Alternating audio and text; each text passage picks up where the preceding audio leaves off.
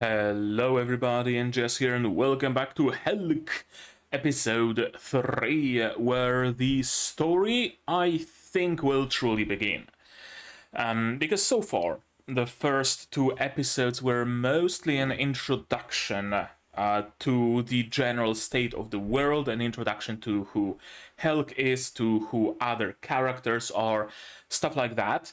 But episode 3 will be the first episode where our already established cast is going to be thrown into our already established world, or rather, our already established situation, with those angel fighters that are trying to conquer the lands of the demons. That for the first two episodes it was something fairly distant, right? There were the competitions for the next demon lord, and we were there, and all those tribes and all those angels, all that stuff was somewhere else, somewhere maybe not quite far away, but somewhere not here. Now we will bring those two worlds together and watch them clash. And it's very hard for me to have any expectations, because that clash could go two ways, especially for Helck. Either Helck recognizes what's going on, because maybe he was involved somehow, directly or indirectly, and he has that moment of recognition and goes berserk, or, something like that. Or maybe he just continues being himself and doesn't really give a fuck whether it's a human or an angel or a demon or whatever. If it stands in his way, it's getting punched in the face. It really could go either way, because Helck, as shown, is fairly restrained and fairly funny guy, right? He's just a little funny guy, doing his stuff. He just happens to be really strong, but underneath that there is depth. There is some serious shit he went through, and there is probably also some bottled up emotions, and I wonder if they will be given an outlet, and how soon will that happen, if it happens. So this episode is certainly going to be interesting from the character building perspective and the story building perspective. Right, so what happened in the previous episode in more detail? Well, there was a race that was unfair, and Helck won anyway, because he carried his mount underneath his under his arm and just raced on foot. And the most interesting part about it was probably that our friend character, whose name I forgot, the elf guy voiced by the guy from from the scruffy head from Anya. That's how I'm gonna call him. He seems to have been able to outrace even Helck, but he didn't, purely because he didn't know that running on foot was possible, was something that was allowed. If he knew that, he could have very well won, and that's great, because wait. There we go. I need to load up my list of characters, so I have a quick reference. There we go. There's my list. I have a website, if you didn't know, NGSCC, and the subdomain of Seasons. NGSCC is a nice view at seasonal shows and characters from those shows and stuff like that. And Edge is being a little dipshit and really not allowing to work great with the browser, but whatever. Okay, I have my reference. And I don't think there is the photo of the yeah, he's not listed here, I don't think. Okay, whatever. Doesn't matter. Doesn't matter. I'm getting distracted. Completely secondary character who was racing with Helck could have easily outrun him if he only knew. And that's great because it shows us Helck isn't that omnipotent being. It shows us simply that he has a combination of everything, a combination of agility, stamina, strength, and smarts. He's the perfect human being, kinda, sorta. Meanwhile, even though that guy would have been able to outrun him, he didn't think of that, right? So, and yeah, then it was decided that the final task everybody has to do to figure out who's going to be the next Demon Lord is taking back the captured castle, and Vermilio, under the guise of Anne from management, is going to be joining them on their little adventure. Yeah, I think that about does it for the summary. So how about we don't prolong it any further? We don't dwindle, we don't dawdle, and we just start watching the show. Maybe this will be better. Sorry, I'm getting distracted again. Okay, there we go. Yeah, that's actually much better. I can see everything now. All right, so Helck episode 3, and we're gonna watch it. Sorry, I'm getting terribly distracted today. Maybe it's the weather. It's like, I don't know, a storm is coming or something, because the air is heavy, it's hot, it's sweltering. I barely have, I can barely breathe. I had to start my, my fan to be able to breathe, to move some air, and even then I'm all covered in sweat despite that. Okay, so to watch this episode you will need your subs, of course, to follow along with me. I'm gonna need my sound to hear what's going on in the show, and I'm gonna have to ask you for your support. Support the channel if you want monetarily on Patreon, linked down below, or not. Share my content, spread the word, costs you nothing, helps a lot. And with all of that out of the way, we can start watching episode 3 of Helck in 3, 2, 1, go.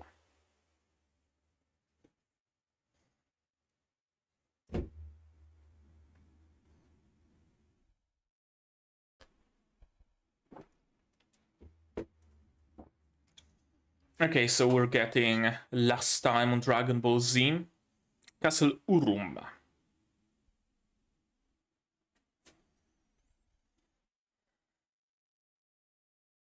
Okay, so we're going to be on the way for a little bit of time.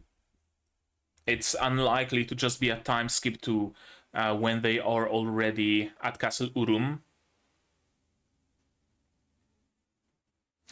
To hype myself for this episode, I listened to Pumping Iron Power by Grail Knights while making myself some tea. It's such a good song.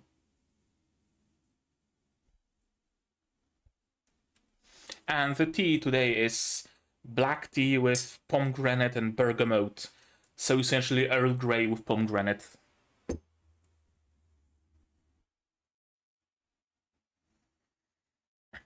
And yeah, today subtitles are in English.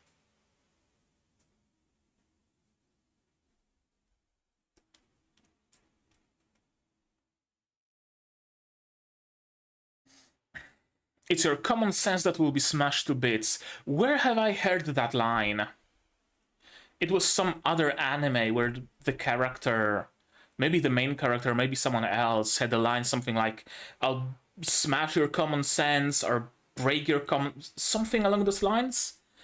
Am I going crazy here, or was it actually a character in some show?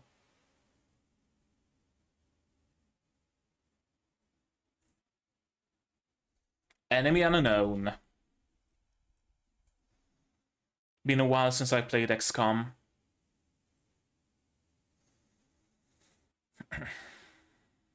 Yep.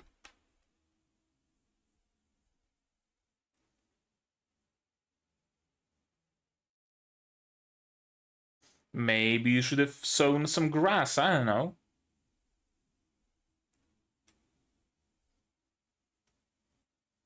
Okay, okay. So it's just a shithole. It's not a shithole because the demons live there, right? So it has to be spooky and miasma everywhere. It's just an area of the world like that, and they just happen to live there. That's a very nice bit of world building.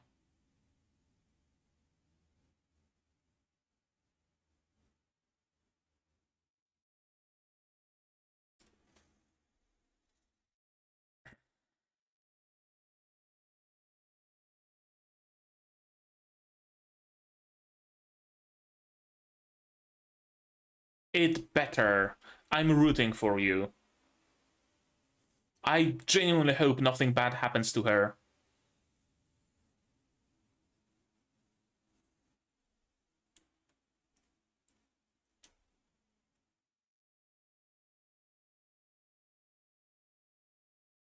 Yeah, she's over eager.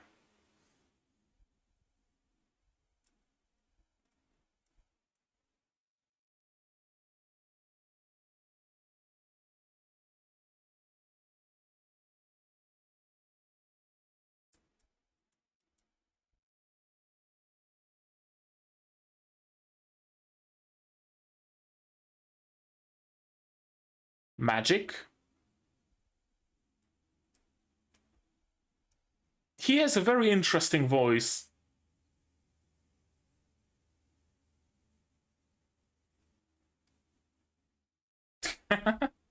Yeah, I thought he was reaching for a scroll or something.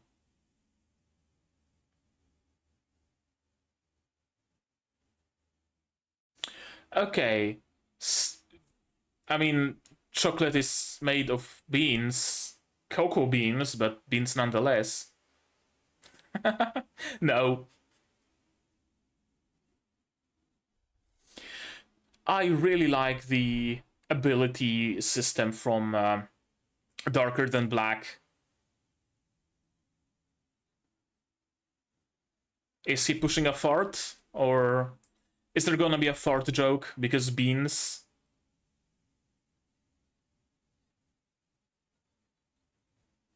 3 hours.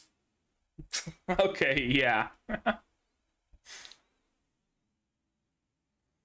Yeah, that's how you do it. Just burn them all at once.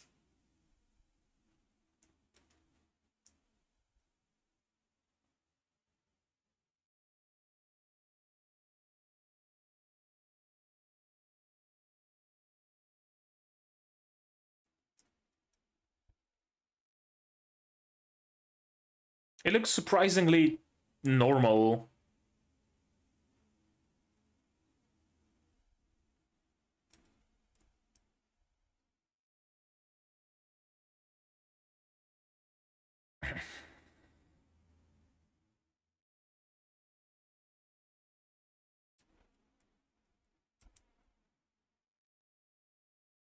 You can use your beans to fix it? Okay.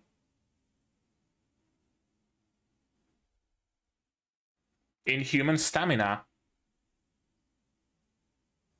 He just walked.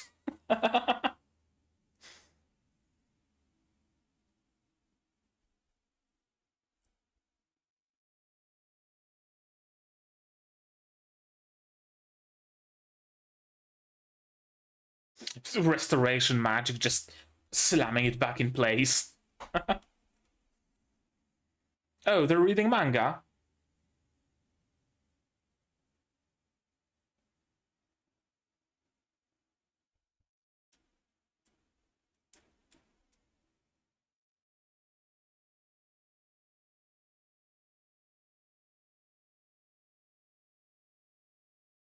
Does she actually misunderstand? Oh no, she doesn't misunderstand who she is. I thought she's gonna be like, oh, she's actually an actress or something like that, but no, she actually gets it.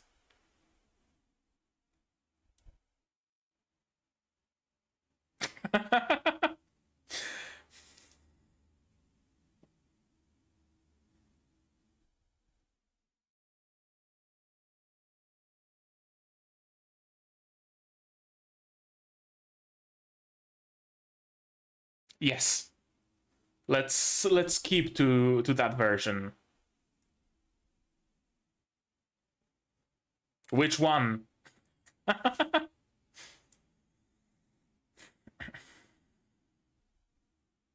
Yeah, he's not gonna have an issue with that.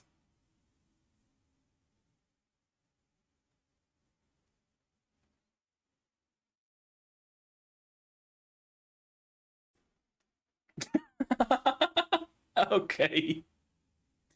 Uh, I thought he's just gonna take it in stride, but no, he genuinely just believed what Vermilio said.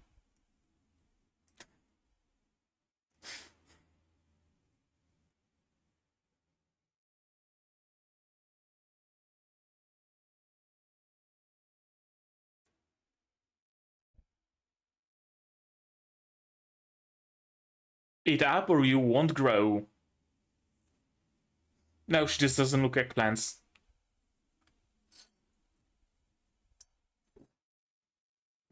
Can't show weakness. Or that.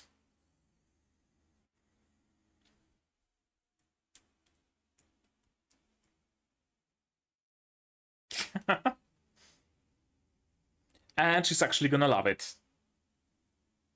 Yeah? Food actually... Usually, it's the case that when people don't like certain food, they don't like it because they've never eaten it actually prepared properly, in most cases. It's just gonna... Is that just gonna be his shtick? Coughing blood. Is he Joe from prison school?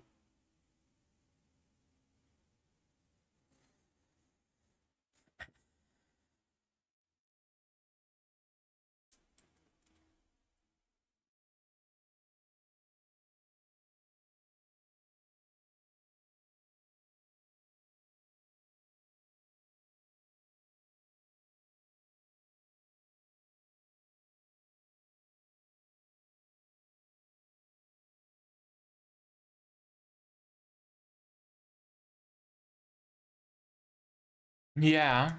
Angels, more potent miasma.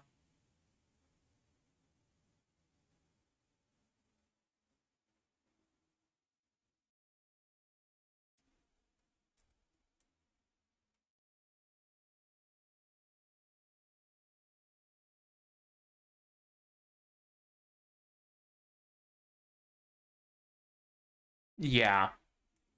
She would just friendly fire all the troops.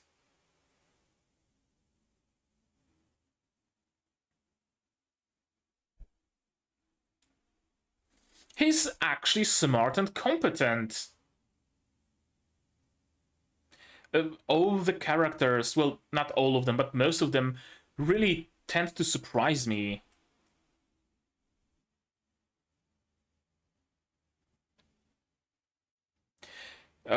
It's the same with the Seven Spellblades. Almost all the characters in that show also surprise me in one way or another.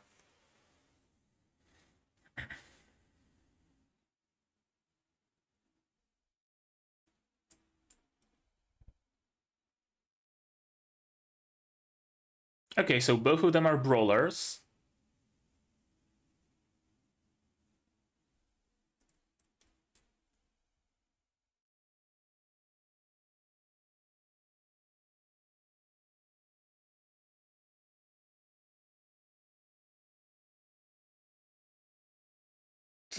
Every monster is a major pain.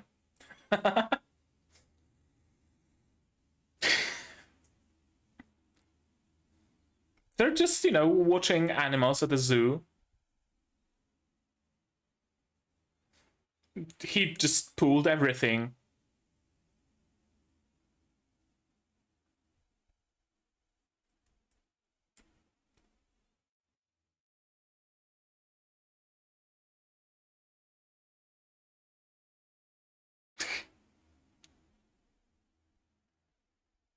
Oh, that's a big one.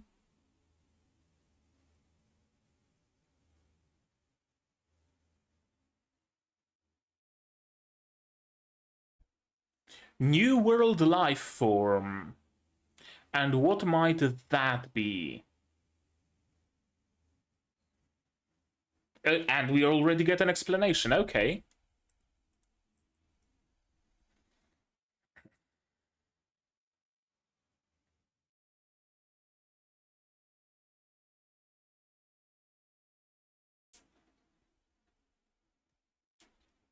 Too late. Oh. Where from?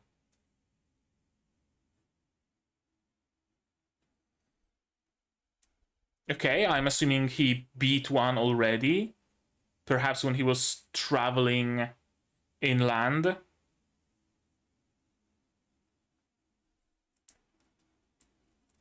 He's not gonna.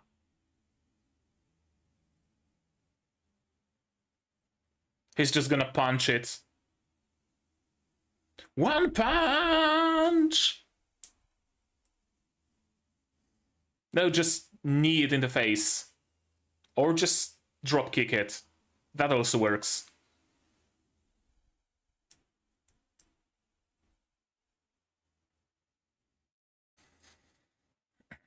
It is.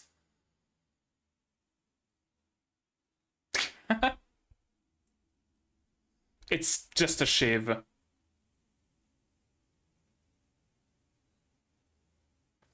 It's because of all the, you know, things that he consumed to gain muscle.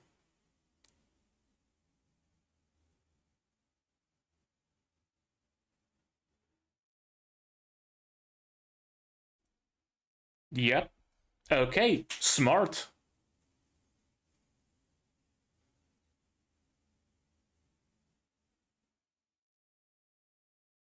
It's so nice to have a character who's like, no, let's, make sure this thing stays dead.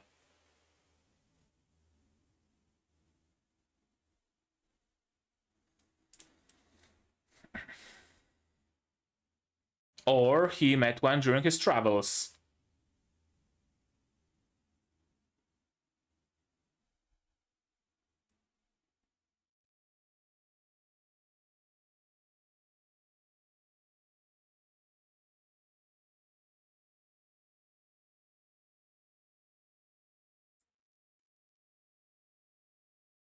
Oh, hello.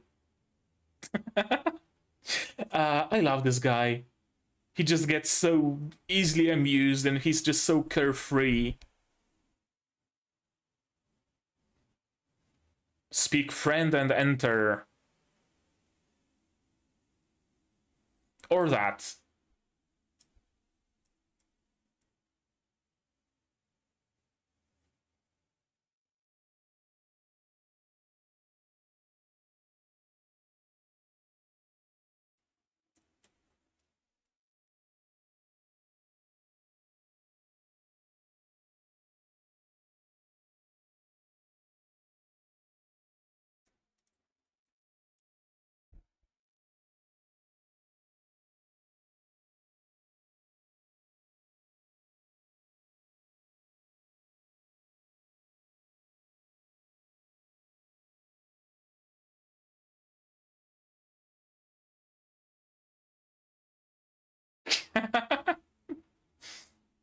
I love those two.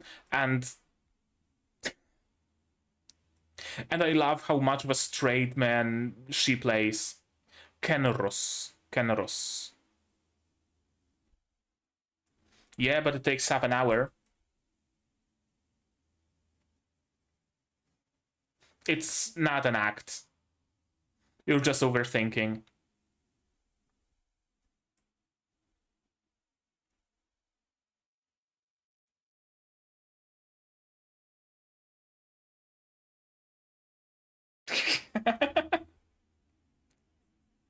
And his thoughts remain unknown.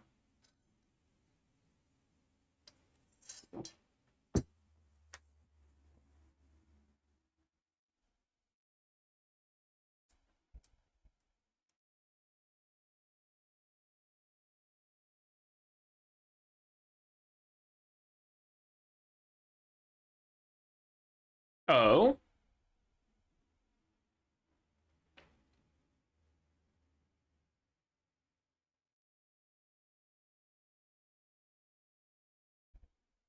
Oh, so did Helck save him?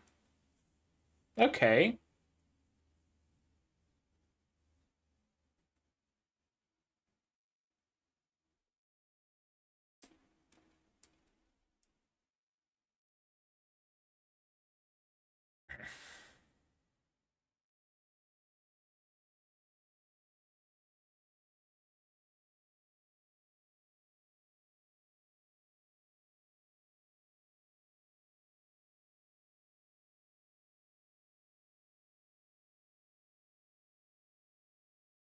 Stripped of his powers, why would that be? He tripped? Or, okay, his own traps. I guess that's a little better than just, you know, getting scratched in the eye by a cat.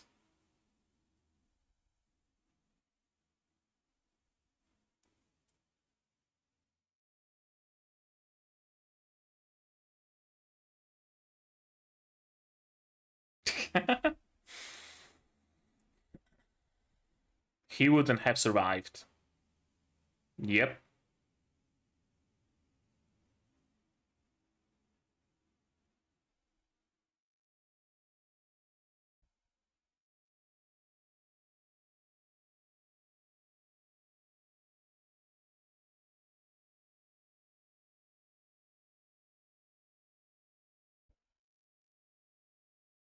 I mean, sure, he's not showing everything, but I don't think it's malicious in nature.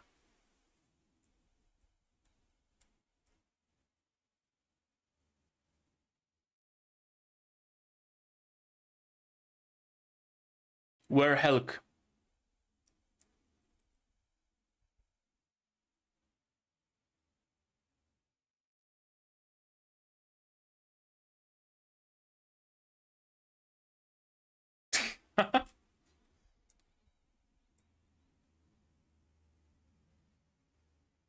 Oh, okay, he's here.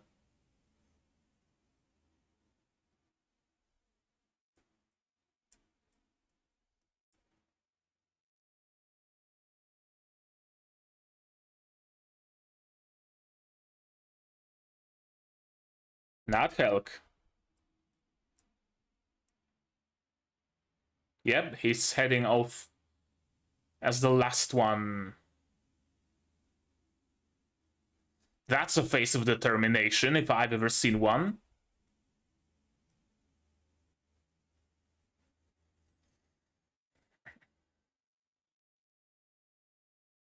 Okay, so his specialty is agility.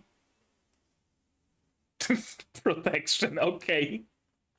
I guess powering a hit is a form of protection. Oh, okay, well... I guess she was disarmed.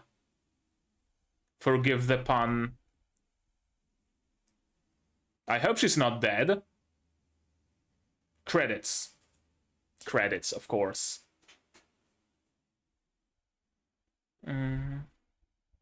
Yeah, I don't see Kenros listed in my little app. Could it be that it pulls information from the wrong API?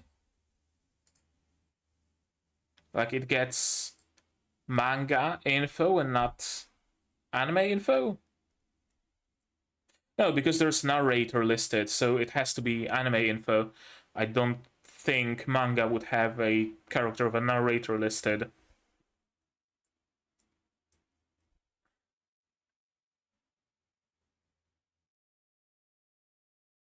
No, Keneros is just straight up missing. The wait. 6 times 4, that's 24, 25. Oh, maybe I'm just not pulling enough characters? There might be a limit of like 25 and I'm gonna have to page the results. I'm gonna have to check it out later though.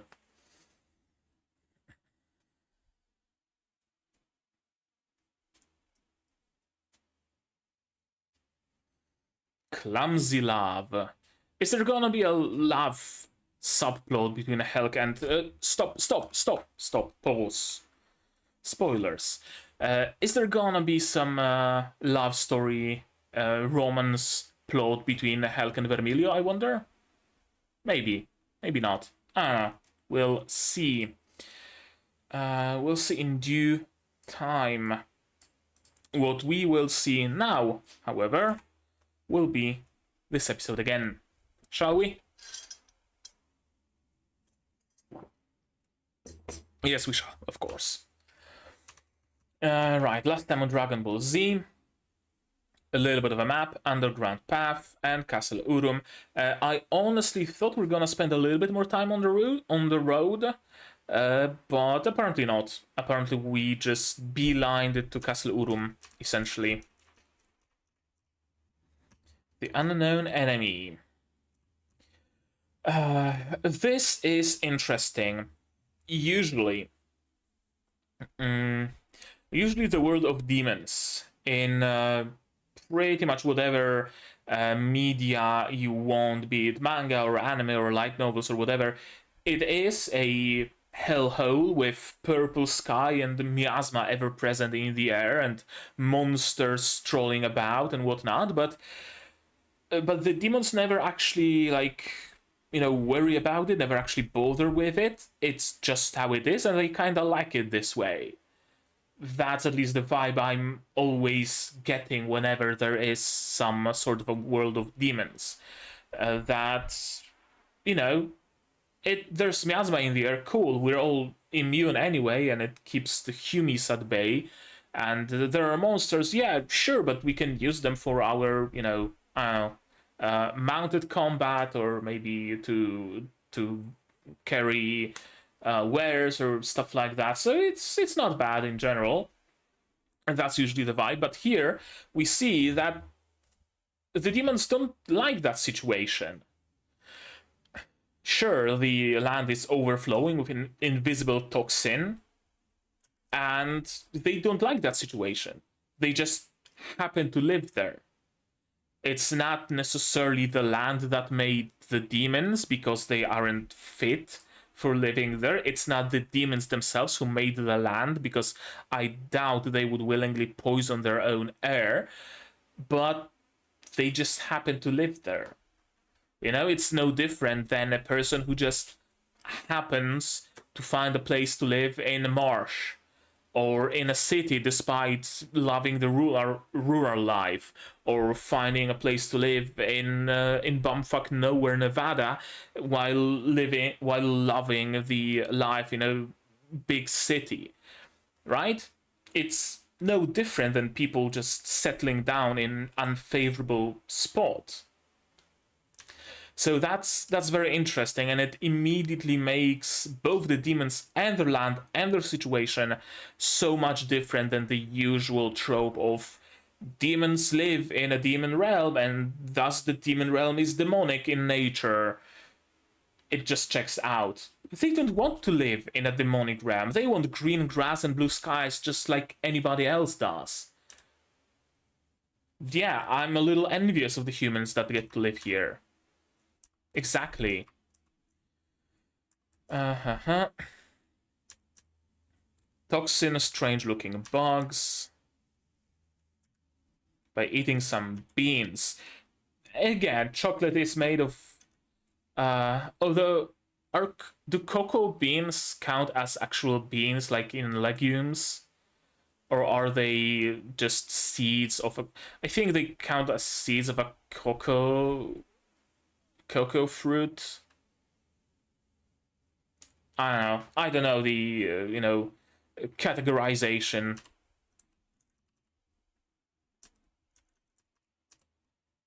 And yeah, of course it takes half an hour.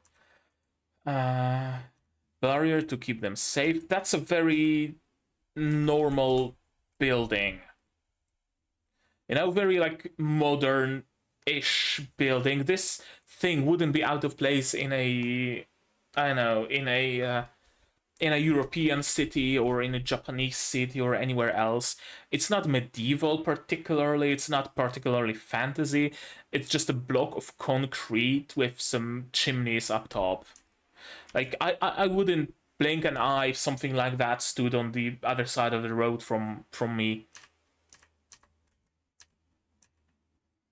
No signs of exhaustion. Yeah, and he just simply walked there. I love this guy's magic restoration, and he just pieces those two things together. Protection, and he just parries the hit with his staff. That's great. And the only magic that we've seen from him so far is that barrier that takes half an hour to cast. Again, it's some very, very darker than black magic system, power system. You know, the requirement is that you eat a bean, and then casting takes some time, so you have to use your skills in creative ways. Talking about Vermilio. And of course, she knows she's the brains of the team, I have a feeling. And meanwhile, I really thought that he's just so carefree that he learns that it's Vermilio, and he's like, oh yeah, sure, I mean, no problem, you want me to just be casual with you? I can be casual with you. No big deal. You know, he doesn't overthink things, he's carefree. Vermilio tells him to refer to her as Anne, so he's just gonna use Anne from now on. Not a big deal, not a problem. But no, it goes even deeper. He's just stupid. Anne said that I'm Anne, not Vermilio, and he's like, oh, yeah, I guess you were wrong. She really isn't Vermilio. That's almost Naked Apron, and it's an image, all right. I guess so many shows with female fan service around. It's time for a show with male fan service, right? I've seen my fair share of naked aprons in anime, so it's time for the girls and bisexuals to also, and gay men as well, I guess, to also have some eye candy. Fix us something to eat, sure. And her weakness is eggplants. It's she, the blue elf, Hura. Hura thinks it's that, oh, Vermilio is, you know, super careful with it, because maybe she suspects Helck poisoned it or something. Sasuga Vermilio-sama. But no, she just doesn't like eggplant. And is too proud to admit it. And then when she tries it, it's actually good. And it's a thing. Most commonly, people, when people don't like some food, it's because they've never eaten it prepared properly.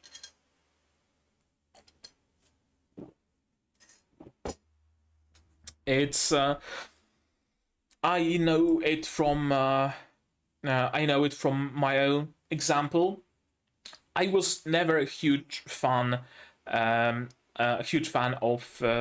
chicken, of, you know, breaded and fried chicken breast or something like that. It was dry. It didn't taste of pretty much anything. It was just, you know, not great, really. I was never a huge fan of broccoli because it was always boiled to a mush, essentially, and I don't like mush because of the texture. So I was never a fan of those foods. Because that's the way my mom used to prepare them. But nowadays, my mom prepares them better, and I can also prepare them better. Right? Broccoli should be a little bit al dente, and it's so much nicer to eat, and I fucking love broccoli. And I learned that broccoli can be made good when I got some broccoli on pizza. I didn't know that the pizza had broccoli. It had broccoli. I ate it. Oh, that's nice, actually. It's crunchy, it's flavorful. I like broccoli. It's simply never been prepared correctly. Same goes for chicken. you need to put it in salt water for like an hour or so. You can marinate it and it keeps all the juices. And most importantly, it needs to be prepared fresh. When you fry some chicken and then you reheat it, it's just going to be fucking cardboard. It needs to be fresh from the pan, and then it keeps all the juices inside. And that's how we prepare chicken at home now. And I fucking love chicken. You know? Many people who don't like spinach. Spinach is that, like, typical food that people don't like, that kids don't like most commonly, because they associate spinach with just a pulp. Just a pulp of spinach, and it's unappetizing, it's grey. Who the fuck would like it? You need to prepare spinach well. You can put it in pierogis. You can put it on your pasta.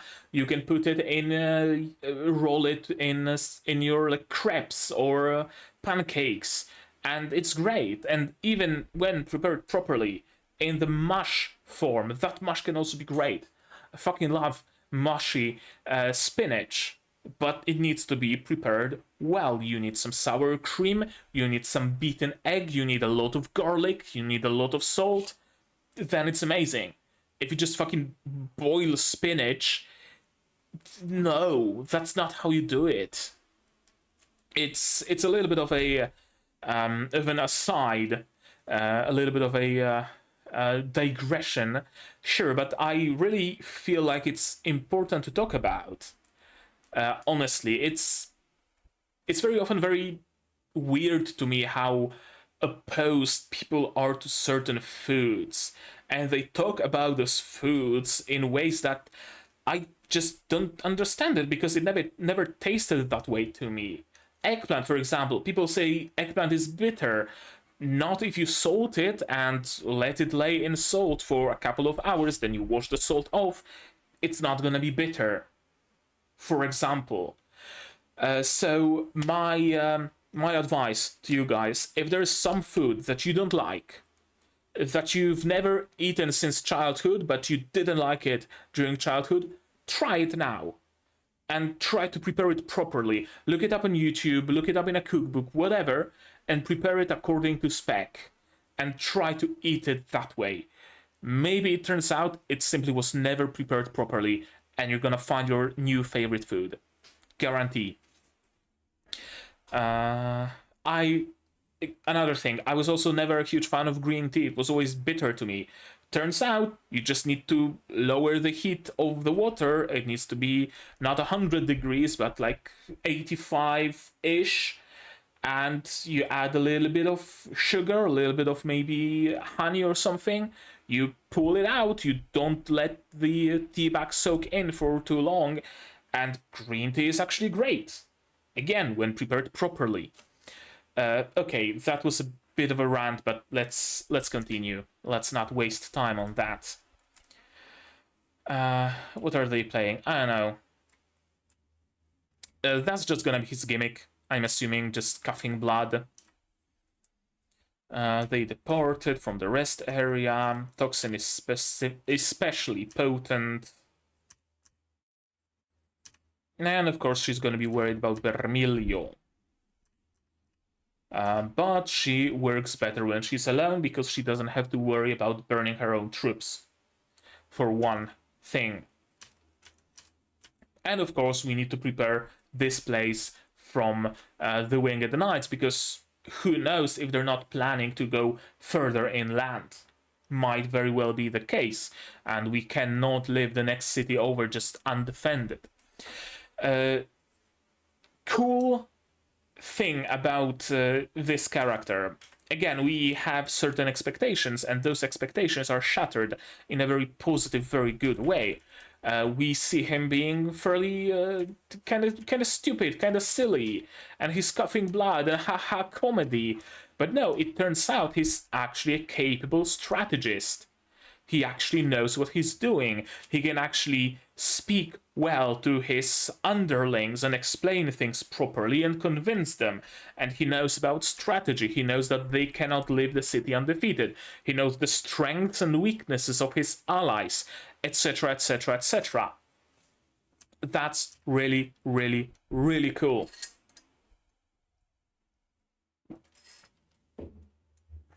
It's a thing that's fairly common in media, and I'm not just talking Japanese media. I mean Western video games, Western TV series, movies, and so on and so forth. Pretty much every single piece of media is vulnerable to that. People in charge being completely and utterly incompetent, and yet somehow succeeding. I'm sure you know what I mean, right? A person who's touted to be, you know, the big bad boss, and his climb the corporate ladder to the very top, and everybody fears him, and he's undefeated and whatnot. But it turns out he's so fucking dumb and so fucking stupid. And he's a silly little goober who has no clue about the world, and yet he's somehow still at the top, despite being completely and utterly incompetent. You know? It's, I guess, kind of connected with the way of making comic relief characters nothing more than comic relief.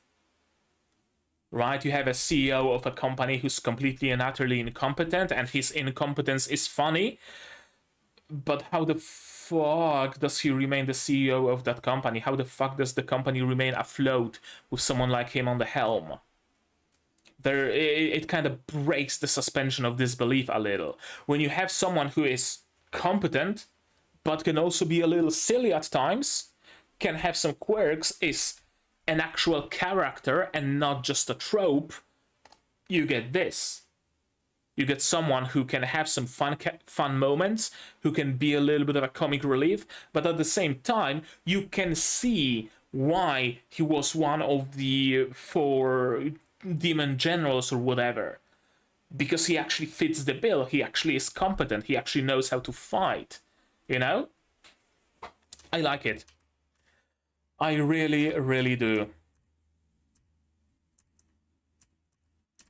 And yeah, those two are completely and utterly carefree about anything. New World life form.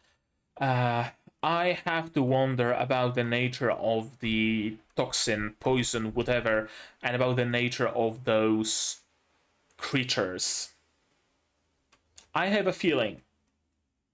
I have a weird feeling that the demon realm might actually be the demon realm, but its current inhabitants aren't demons. Right?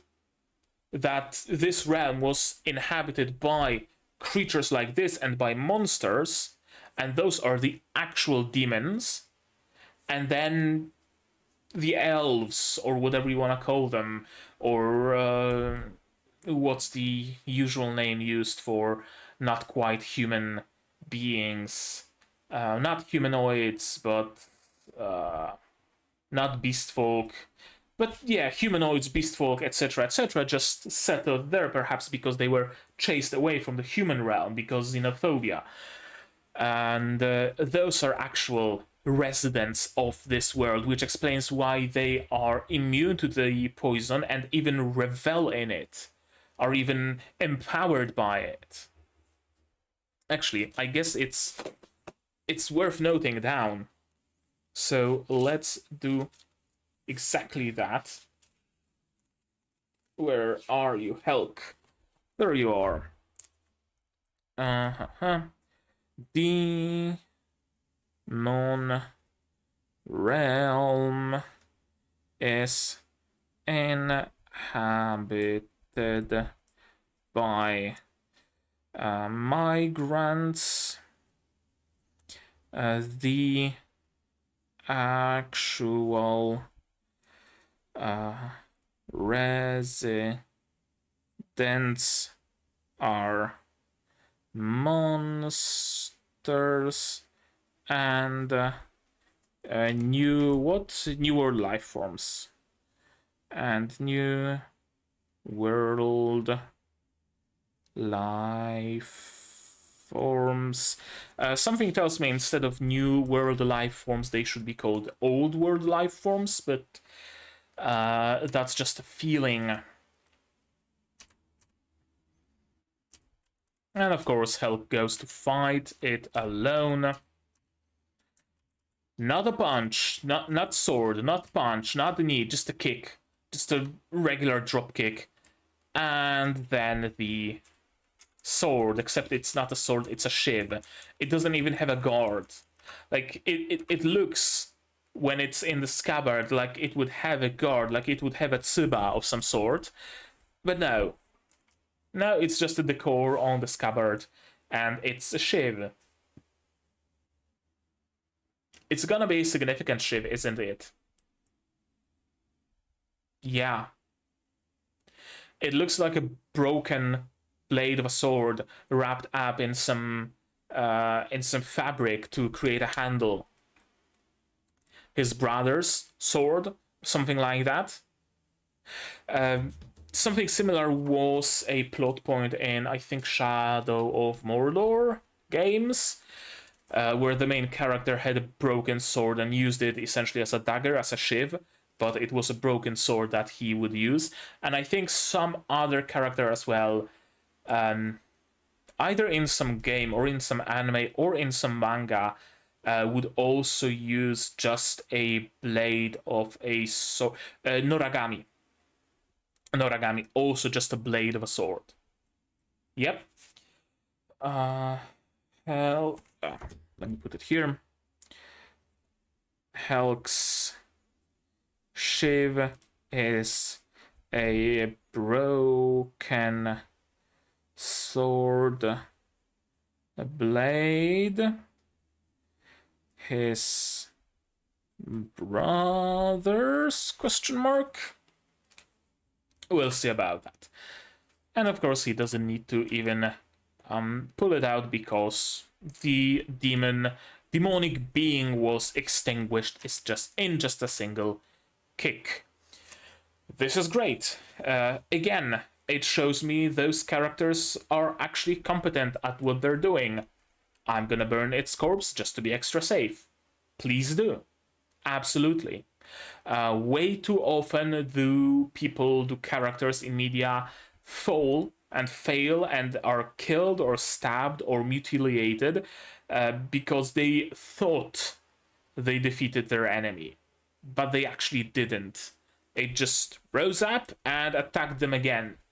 You don't make that mistake. You make sure when that thing is down, it fucking stays down. So I really like it. It again shows us the competence of Vermilio, that she's not just an angry little tsundere with anger issues.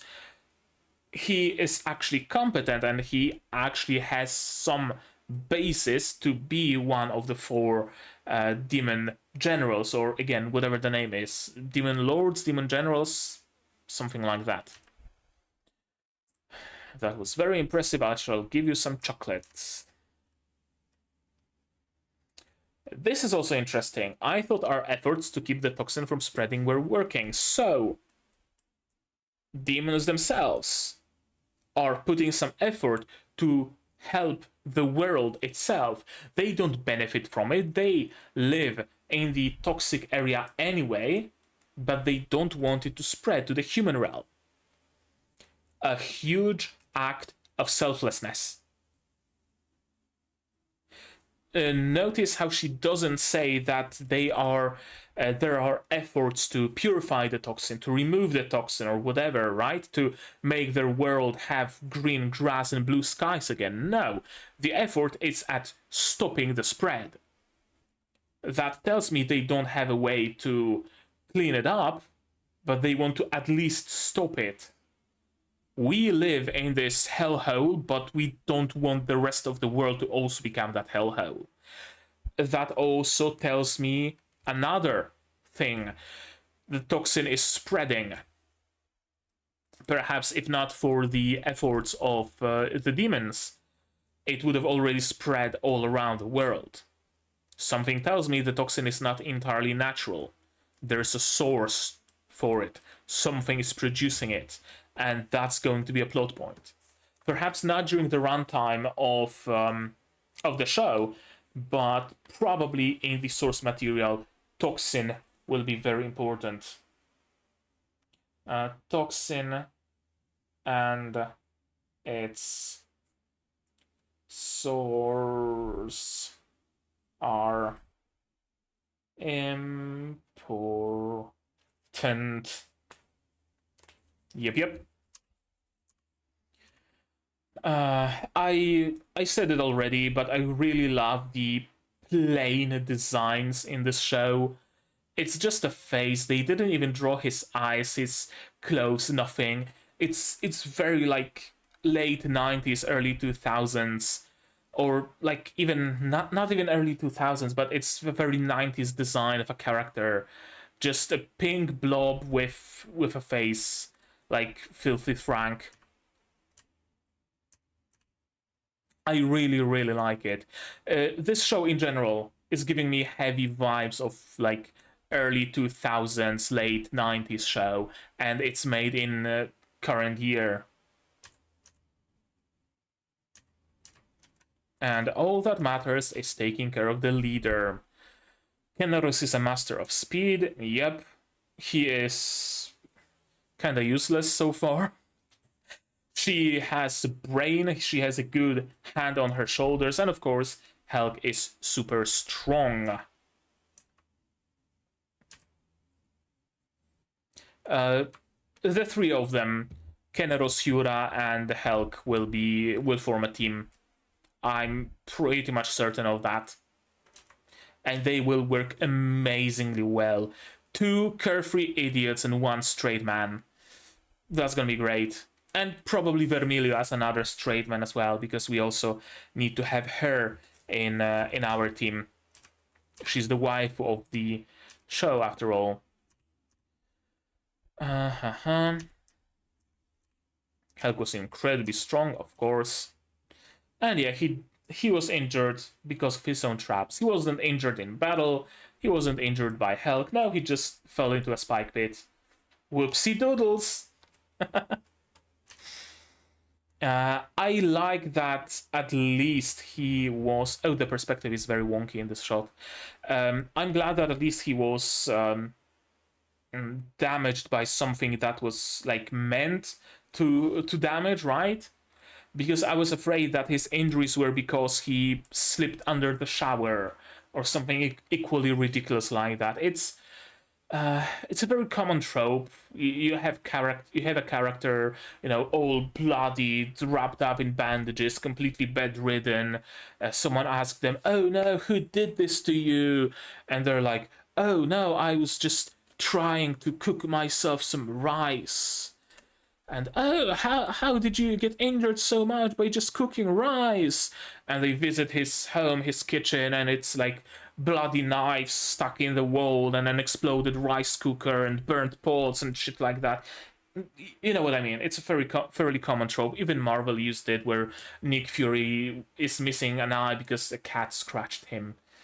Very, you know, unepic way of gaining an injury, essentially. But this is a nice middle point, right? It wasn't a completely bullshit reason that he got injured, but it also wasn't an honorable battle against an army of humans or anything like that. Cool.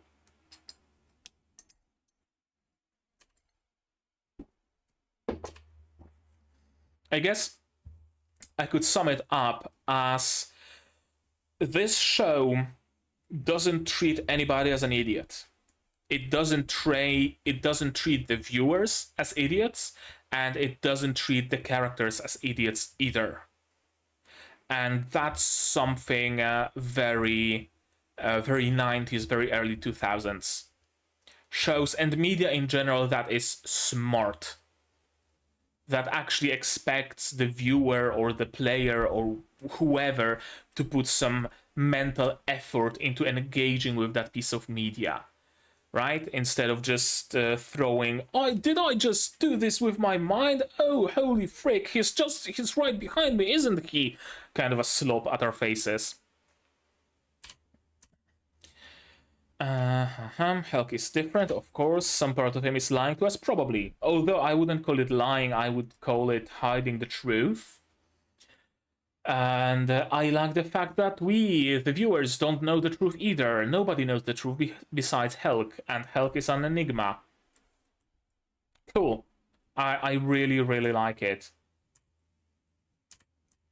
And yeah, everybody's incompetent, of course, but it's played very straight, with just Vermilio serving as a straight man here.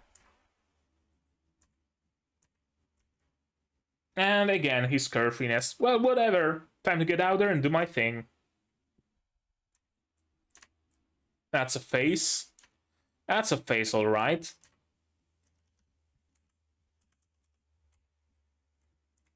Too fast. Too slow. That's his shtick, that's his gimmick. He's really, really fast. But he doesn't have a weapon. Why? I wonder. Right? Like, get a dagger or 2 daggers or I don't know, whatchamacallit, brass knuckles or something. You're putting yourself at a huge disadvantage by not having a weapon. Protection. Not actually a spell, just smashing a sword with his staff. And the leader is worthy of that title because he's actually strong. He's fast. He's instant transmitting, essentially. And there goes the arm. At least it seems like she's alive, though. Now, sure, she falls down, but I'm assuming it's a little bit of a shock because of the loss of her arm. I really hope she's not dead, because I really like her as a character. And then there's this guy. And then there's the ending. And the ending really hints at some sort of a love story between Helck and Vermilio. So that's going to be interesting to see that develop. If it actually does, of course, because it might as well just be some bait. Okay, I think that about does it. I don't think I have anything more to say on the topic. That was Helck, episode 3, and I'm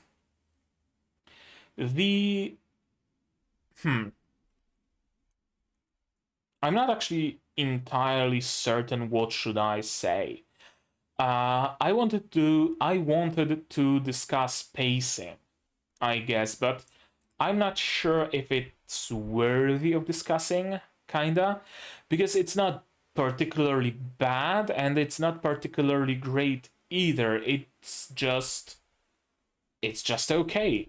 It's very, serviceable pacing. At times, I do get the feeling that we are squeezing in multiple chapters of the main of the source material into just a single episode. I really do, but on the other hand, it's not bad. It doesn't bother me. Like, I see it happens, and maybe it would be better if they shifted some things around, taken some time from some other scene and gave some other scene some time, or maybe if the episode was 26 minutes long or something like that, maybe. But is it necessary? No. The pacing is perfectly fine as it is. Could it have been better? Yes. Does it need to be better? No. So that's not really a point of discussion. Although I guess I could say that the pacing is odd in that at the same time it feels fast, because it really feels like we're squeezing multiple chapters into single episodes, and at the same time it's kind of sort of slow, like we're only now actually engaging with the main plot line of the story. Only in episode 3, only by the end of episode 3 really do we actually engage with the actual enemy. So it's interesting, but I really don't mind the pacing as it is. I really, truly don't. I really, really like characters in this show, and this episode really proves that to me that those characters are worthy of my admiration. I was unsure about Azdora. I really thought that he's going to be relegated to just being a funny man, to just being a comic relief, but no, it turns out he is actually competent. He is actually smart, he is actually a good strategist. There are simply some funny scenes with him, and he has a funny disposition, and that's great. Initially, especially after episode 1 alone, I really wasn't a fan of Vermilio because he felt like very much a modern tsundere with even bigger anger issues. But now I see that she also is perfectly competent as a leader, as a fighter, that she can think things through, and she doesn't just react with mindless anger at every single inconvenience. Every single character really grew in my eyes ever since episode 1, and that's something. That's something admirable, because not every show can actually achieve that. So another thumbs up for this show. Anything else that needs to be said about this show, about this episode? I don't think so, because despite the episodes feeling definitely like multiple chapters glued together, they are still fairly like one central point gets covered by one certain episode, right? Like this episode was about going to Castle Urum and not much more. The next episode will be about fighting enemies at Castle Urum and probably not much more. It's interesting. It's very interesting. Also, world building. The very original take on demons. That they don't want to live where they live. That it's not, they don't live there because of miasma. The miasma isn't there because of them. They just happen to live there. They just don't have anywhere else to go. If they could get rid of that toxin, they would. If they could sow some grass, they would, but it just doesn't want to survive there because of the toxin. They would very much like some blue skies, but they don't have blue skies, and they have to deal with that. They have to live with the hand they were dealt. That's cool. That's really cool, and it shows me. It's one of those shows, one of those worlds where integrating demons with humans would be incredibly easily, because they really are not different whatsoever. Just in their looks. Essentially just in their looks. So far from what we've seen. So I wonder if some big overarching plot, maybe, just maybe, would be either we follow the thread of the toxin and we try to remove toxin from the demon realm so that they can have green grass and blue skies again, or for the first time for that matter, or we could go in the direction of trying to integrate the demons with humans. We don't know much about humans in the first place. That's also very interesting. Usually humans are portrayed pretty much immediately in shows like that where there's human realm and demon realm. We know what is the deal with humans and with the demons fairly early. Now we know what the deal with the demons is, but we don't know what is the deal with the humans. Are they peaceful and it's simply maybe the church that has a crusade against the demons?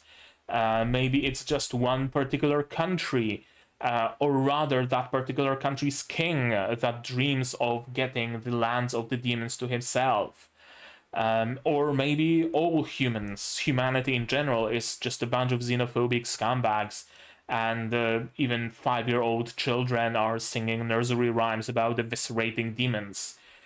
We don't know that, and that also introduces a fair bit of mystery, because we don't fully know yet. Should we root for the demons? Should we root for the... We know by now that we probably shouldn't root for humans alone. We shouldn't root for humans eradicating demons.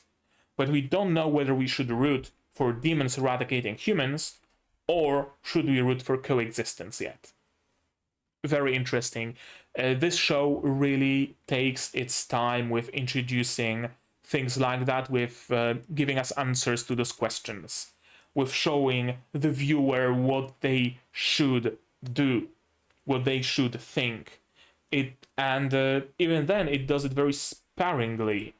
It trusts the viewer that they will figure out their own way to think about this show. And I very much appreciate that. Okay, I think that's gonna be it. I don't think I have anything more to say about episode 3, but maybe you do. And if you do, say so in the comments down below. What did you think of this episode, my reaction, my theories, stuff like that? No spoilers, please. If you want to talk spoilers, go to my Discord here, also linked in the description below. Like this video if you liked it, dislike it if you disliked it, but tell me why so I can improve. Subscribe to the channel to be notified of future releases of not only Helck, but also Raizano Atelier, as well as Zom 100 Nanatsu no Makengashi Haisuru and Undead Girl Murder Face and other shows coming at you in the future. I will also be streaming some Gunpla builds this weekend, and I also stream other things at other times, so you might want to click the bell icon somewhere below to be notified of whenever I go live. Support the channel if you want monetarily on Patreon, for example, linked down below, where for $10 a month you get early access to non-seasonal shows like Madoka Magica, Symphogear and others, and for just $1 a month you get your role on the Discord and a place in the credits. And right now, that's gonna be it. And if you don't want to spend any money whatsoever, share my content, spread the word, costs you nothing, helps a lot. And now, with all of that out of the way, that's gonna be it from me for today. So as always, you guys do all the good stuff, and I'm gonna see you in the next one. Cheers! And here's the list of my wonderful Patreons: QB, Without a Net, Fruit, Zay, Rainer, Aquamancer, Yuki Ally, Fassal, Dr. Watt, Marsh, and Hans Peter. And you can join their ranks without the need to retake Castle Urum.